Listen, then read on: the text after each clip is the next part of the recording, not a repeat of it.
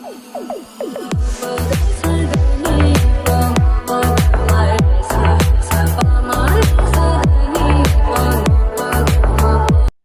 To our channel. இன்னைக்கு நம்ம முன்னாடி பார்க்கணும்னா பரிதாபத்தில் இருந்து ஃபீவர் பாவங்கள் தான் பார்க்க போகிறோம். வாங்க வீடியோக்குள்ள போயிடலாம்.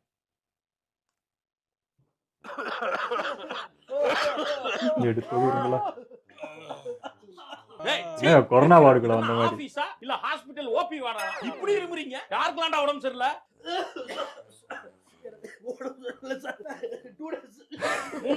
பேசவே வேணாம். இவரே உனக்கு லீவ் போ. ஒருத்தருக்கு வந்து எல்லாருக்கும் பரப்பி விட்டுருவாங்க. Sir leave leave leave leave. நல்லா தும்மல வர வச்சு போய்க்கிறீங்க. எப்படி விளங்குவேன் வேணாம்? என்ன பண்ணுது? உடம்பெல்லாம் வலிக்குது. ஒண்ணும் இல்ல ப்ரோ, காய்ச்சல் அடிக்குது. நாங்க ஸ்கூல்ல பண்றது, ஆபீஸ்ல பண்றோம். நான் அதிகமா வேலை செய்வேன். சார் சொல்றத கேளுங்க. 2 நாள் லீவ் எடுத்துக்க. சொல்றது எல்லாருக்குமே உடம்பு சரியில்லைனா நான் வேலை செய்வேன் சார். அதெல்லாம் விட மாட்டேன். லீவ் எடுத்துக்கயா. உனக்கு நான் பர்சனலாவே ஏதாவது எழுதி கொடுக்குறேன். லீவ் எடுத்துக்கயா. உங்களுக்கு மட்டும் ஒன்றும் அறல. பரவாயில்ல, ஆபீஸ்ல எல்லாருக்கும் உடம்பு சரியில்லை. இவருக்கு கொஞ்சம் கரெக்டா இருக்காரு பாருங்க. சார் சும்மா கிடையாது. சாருக்கு பாடியில இம்யூன் பவர் ரொம்ப ஜாஸ்தி. ஜாஸ்தியா? ஆமா, எல்லாருக்கும் கொரோனா வந்தப்ப சாருக்கு மட்டும் வரலையே. எப்படி சந்தோஷப்படுற மாதிரி தெரியல. ஐயா வந்துச்சா? நீங்களும் லீவ் எடுத்து கம்பெனி லீவ் விட்டுருங்க சார். நான் லீவ் அப்ப எங்க கணக்கு எழுதுற மாதிரி நான் லீவ்டா.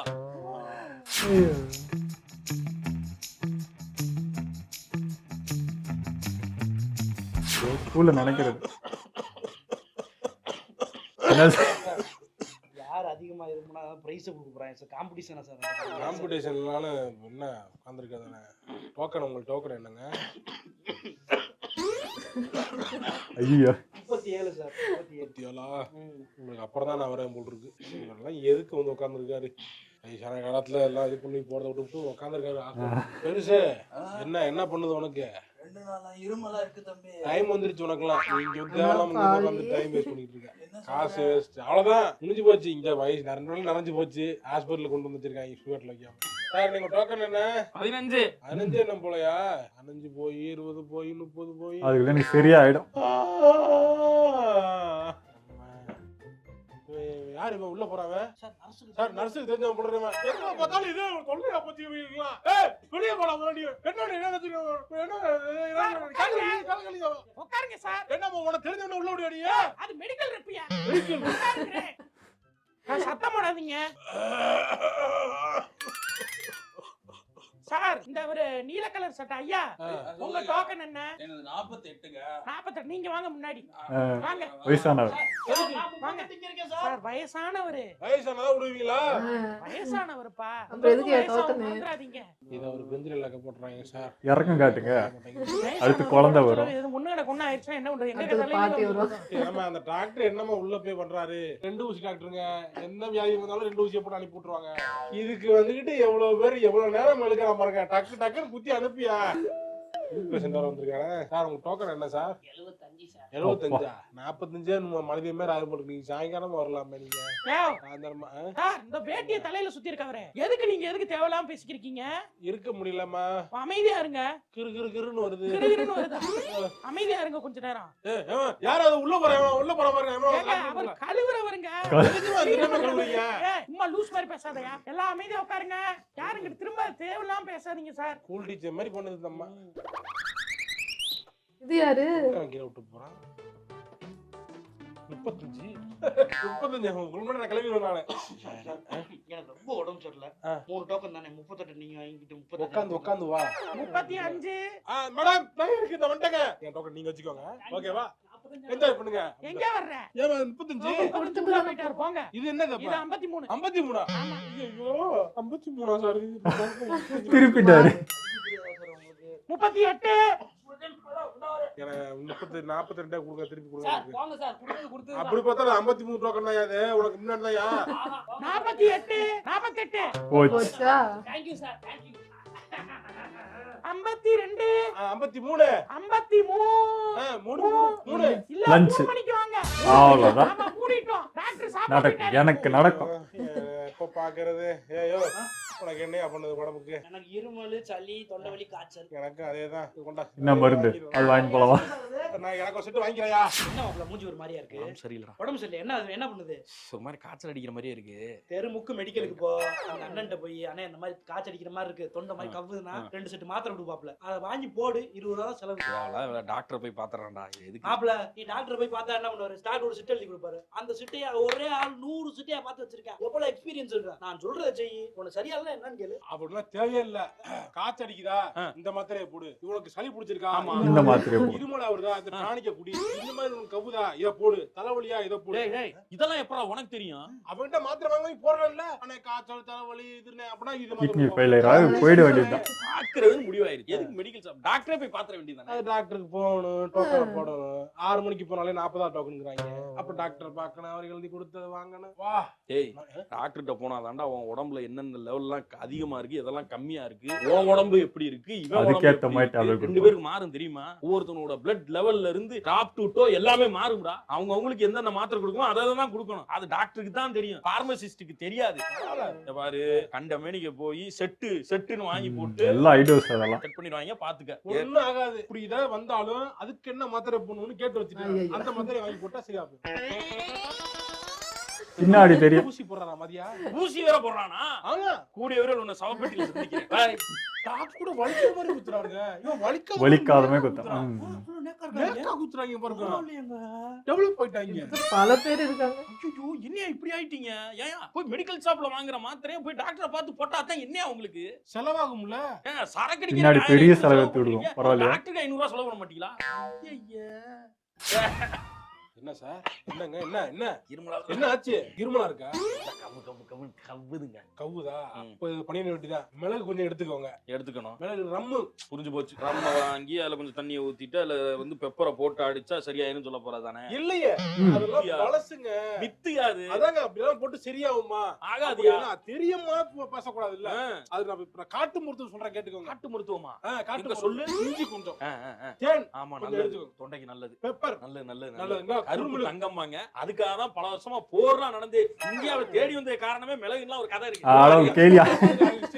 அப்படி மிளகு கொஞ்சம், மிளகு அப்புறம் ரம்மு கொஞ்சம் ஊத்திட்டு அப்படியே சுடத்துல ஊத்தி அப்படியே கலக்கிட்டு குடிச்சிட்டு வச்சுக்கோங்களேன். சட்டுன்னு எனக்கு இப்ப நின்றுச்சு பாருங்க. மருந்து கேட்டா காக்டெயிலுக்கு சொல்லி கொடுத்துருக்காயா? அதுக்கு பேர் காக்டெயில். அந்த மாதிரி மிக்ஸ் பண்ணி அடிச்சா இல்ல எனக்கு இல்ல bro, எனக்கு கிளியரா இருக்கு இப்ப. அப்படியா? ஆமா, கிளியர் ஆயிடுச்சா? கிளியர் ஆயிடுச்சுங்க. பரவாயில்லையே. எப்ப குடிச்சீங்க? இப்போதான்.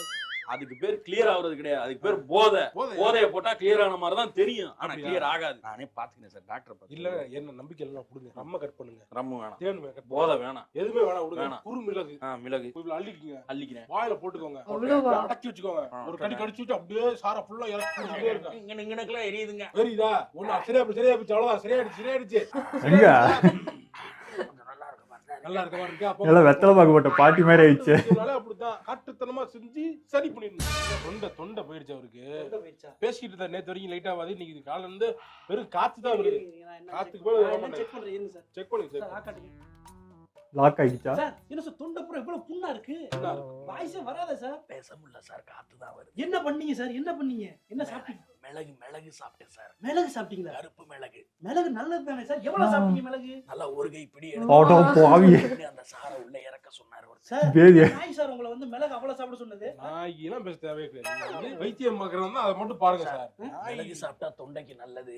இவ்வளவு மிளகு எடுத்து ஒரு சைடு 4 போடணும் சார். மாதிரி கொஞ்சம் அப்படியே உள்ள இறக்குங்கன்னு சொன்னாரு சார். சார் என்ன சார் யாரையா சொல்லி கேட்கறதா சார்? நீங்க வந்து சித்த மருத்துவம் ஃபாலோ பண்றீங்கன்னா ஒரு சித்த டாக்டரை போய் கன்சல்ட் பண்ணி ஒண்ணு அந்த பக்கம் போங்க, இல்லைன்னா அலோபதி டாக்டரை கன்சல்ட் பண்ணி இந்த பக்கம் வாங்க. இப்படி நடுவுல கண்ட பரதேசி சொல்றதை கேட்டு தேவையில்லாம பேசிட்டு இருக்கீங்க. மரியாதை பேசி போலாம் காட்ட போல நீங்க எப்படி பேசிக்கிறீங்க சார்? என்ன சார் இவர் யார் சார் உங்க கூட? வெளிய வா. பரதேசி சார் பேசிக்கிறேன் சார். யார் உங்களுக்கு முதல்ல மிளகு சாப்பிட சொன்னது? அத இவன் தான்.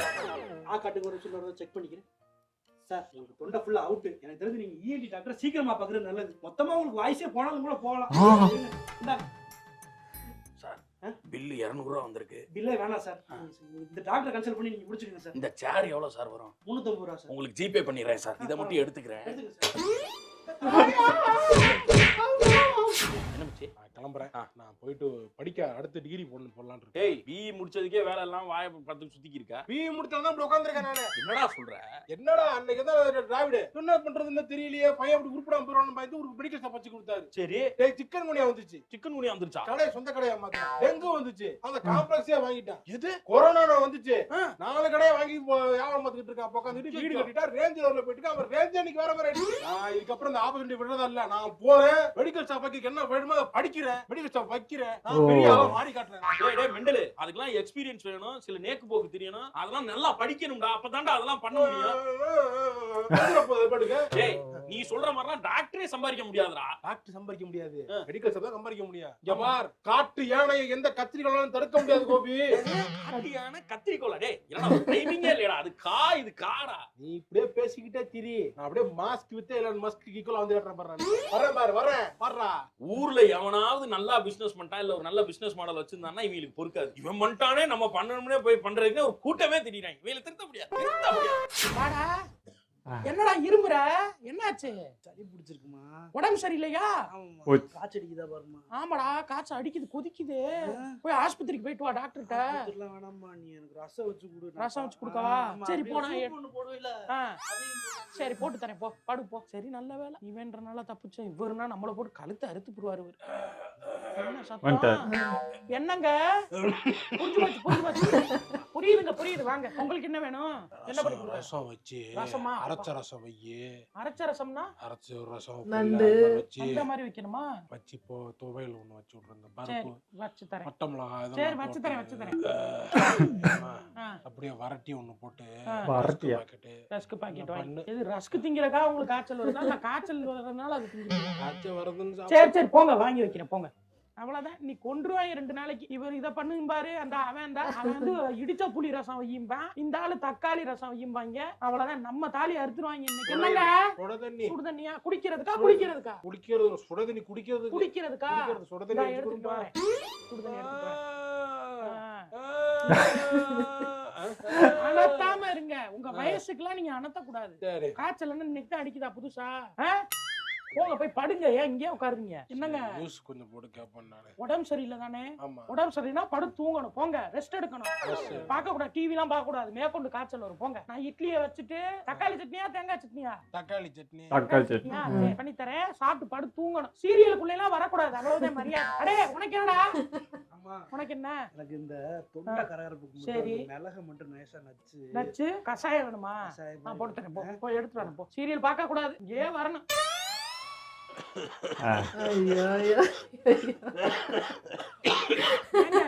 ஏண்டா ஆஸ்பத்திரிக்கு போனா தான் என்ன?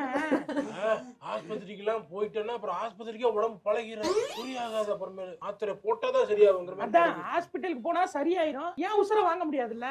இப்படி இருந்தா நான் ஒரு 4 நாளைக்கு நீ சொல்றதெல்லாம் சமைச்சு கொடுக்கலாம். இந்த நாளைக்கு நாட்டுக்கோழி ரசம் வச்சு கொடுப்பாங்க. நான் தான் கடைக்கு போய் வாங்கிட்டு வந்து இவங்களுக்கு அதுவும் பண்ணி இடிச்சு இடிச்சு இடிச்சு உள்ள வச்சு இடிக்கிறேன். போ போ, பண்ணி தரேன். போ, போய் படு. போ கண்டதையும் போய் எடுத்தா திங்க வேண்டியதோ உடம்பு சரியில்லைன்னு வந்துட வேண்டியது. எனக்கு உடம்பு சரியில்லாம வந்துருச்சுங்க. உடம்பு சரியில்லையா? உங்களுக்கு பரவிக்குச்சு எனக்கு. ஐயோ, வாய் கசப்பா இருக்கு, ரசம் சாப்பிடணும் போல இருக்கு. ரசம் வச்சு தரீங்களா? ரசம் எல்லாம் எனக்கு வைக்க தெரியாதுமா. வைக்க தெரியாதா? வைக்க நீ உங்க அண்ணன் வீட்டுக்கு கிளம்பி போயிரு. எது? உங்க அண்ணன் வீட்டுக்கு போயிரு. அடே மகனே, உடம்பு சரியில்லடா எனக்கு. என்ன ரசம் சாப்பிடணும் போல இருக்கு, ரசம் வச்சு தாடா. ரசம் எனக்கு வைக்க நீ யாரும் கல்யாணம் பண்ணி வச்சிருந்தேனா உன் மருமக அழகா ஒரு ரசம் வச்சு.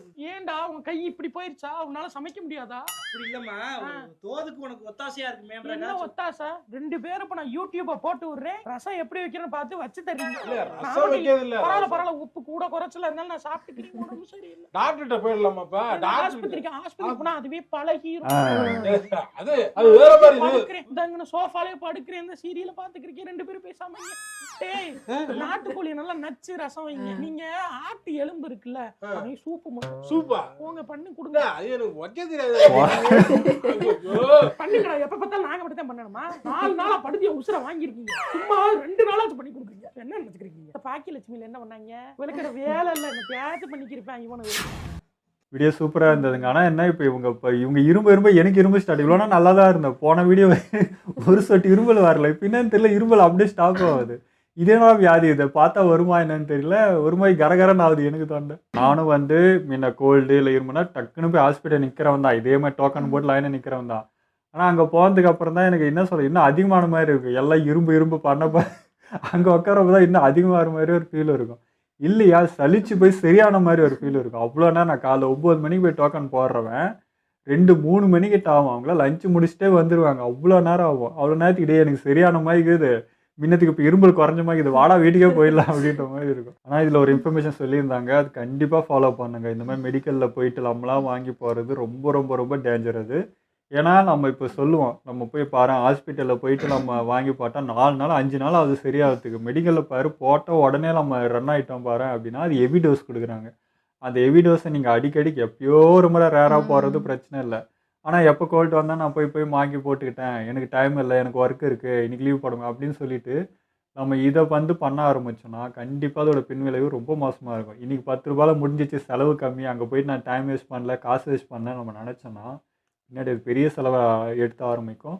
அது மாதிரி நிறைய கேசஸ் இருக்குது. எனக்கு தெரிஞ்சவங்களே ஒருத்தர் கிட்னி ஃபெயிலியர் ஆகிடுச்சு. அது காரணம் அவங்களாம் மாத்திரை வாங்கி போட்டது தான். எல்லாமே ஹெவி டோஸு. ஒர்க்குக்கு போகிறேன் அப்படின்றதுனால அடிக்கடி ஃபீவர் வருது, கோல்டு வருதுன்றதுக்கு அவங்களே வாங்கி போட்டிருக்காங்க. அது அந்த அளவுக்கு பாதிப்பு உண்டாக்கியிருக்கு. ஸோ இதெல்லாம் ரொம்ப ரிஸ்க் அது. ஸோ ஹாஸ்பிட்டல் போனீங்கன்னா அவங்க உங்களுக்கு லோ டோஸாக கொடுப்பாங்க. அதனால தான் நம்மளுக்கு அவ்வளோ லேட் ஆகுது. அப்படி தான் அது சரியாகணும். ஒரு ரேடியாக போட்டு அடித்து தள்ளுறது நம்மளுக்கு சைடு எஃபெக்ட் கொடுக்கும். அது டேரெக்டாக போய் கிட்னியை தான் அடிக்கும், வேறு எதுவுமே பண்ணாது. கிட்னியை ரொம்ப வேலை வாங்காது அவ்வளோ ஹெவி டோஸ்னால். டாக்டர் நம்ம உடம்புக்கு எதுவுமே ஆகாமல் அந்த வியாதியும் கம்மியாகிறதுக்கு லைட்டாக எழுதி கொடுப்பாரு. அதனால தான் அது மருந்து செலவும் அதிகமாகுது, ப்ளஸ் நமக்கு லேட்டாகவும் குணமாகுது. அது காரணம் அது மெல்லியமாக தான் அது சரியாகணுமே, டக்குன்னு சரியாகக்கூடாது. கொஞ்சமாக தான் அது போகணும். அது நம்மளோட இம்யூனிட்டியை சேர்த்து பூஸ்ட் பண்ணுறது தான் அதோட வேலையாக இருக்கணும். மொத்தமே மாத்திரையே பண்ணுற வேலையாக போச்சுன்னா அது நம்மளுக்கு உடம்பு தான் பாதிப்பு. தயவு செஞ்சு அந்த மாதிரி யாருக்குன்னா பழக்கம் இருந்துச்சுன்னா அது விட்டுருங்க. ஹாஸ்பிட்டலுக்கு போய் 100 ரூபாய் செலவு பண்ணுறதுக்கு இன்றைக்கி யோசிச்சிங்கன்னா நாளைக்கு பல லட்சம் செலவு பண்ணுற மாதிரி ஆகிடும். அந்த ரிஸ்க் எடுக்காதீங்க, அவ்வளோதான். ஒன்று வீட்டில் இந்த மாதிரி பேப்பரு, இந்த மாதிரி ரசம் அந்த மாதிரி வச்சு குடிச்சு ட்ரை பண்ணி பாருங்கள். அப்பயும் சரியாகலையா ஹாஸ்பிட்டலுக்கு போயிடுங்க. நம்மளாம் மெடிக்கல் எடுக்கிறது ரொம்ப தப்புங்க. வீட்டில் இருக்கிறது கூட பரவாயில்ல, அது ஒன்றும் ஆக போகிறதில்ல, நல்லது தான். அதுக்குன்னு இப்போ பாருங்கள், அவர் சொன்னாருன்ட்டு மிளகு தூக்கி அப்படியே வாயில் போட, அதுவுமே டேஞ்சர் தான். எல்லாமே ஒரு லிமிட்டாக எடுத்துக்கிற வரைக்கும் நல்லது. வீட்டில் இருக்கிறது நல்லது தானே, அதையும் தூக்கி வாரி போட்டிங்கன்னா அதுவுமே நம்மளுக்கு சைடு எஃபெக்ட் கொடுக்கும். அதுவுமே நல்லது இல்லை. எல்லாமே லிமிட்டாக இருக்கிற வரைக்கும் ஒரு பிரச்சனையும் இல்லை. எல்லாமே ஐடோஸாக போச்சுன்னா தான் பிரச்சனையே. ஆனால் அந்த விஷயம் கரெக்டுங்க. இப்போ வீட்டில் இருக்கிறவங்களுக்கு அம்மா எல்லாம் பண்ணி கொடுப்பாங்க. பட் அவங்களுக்கு ஒன்றுன்னா அந்த மாத்திரன்ட்டுக்கு முடிச்சிருவாங்க. அவங்களுக்கும் அந்த டைமில் வாய்க்கு ருசி எதாவது சாப்பிடணும், எதாவது பண்ணணும்னு இருக்கும்ல. ஸோ அது நிறைய பேர் அதை புரிஞ்சிக்கிறது இல்லை தான். ஓகே, எங்களோட வீடியோங்களை பிடிச்சிருந்தா லைக், கமெண்ட், ஷேர் பண்ணுங்கள். மறக்காமல் சப்ஸ்கிரைப் பண்ணுங்கள்.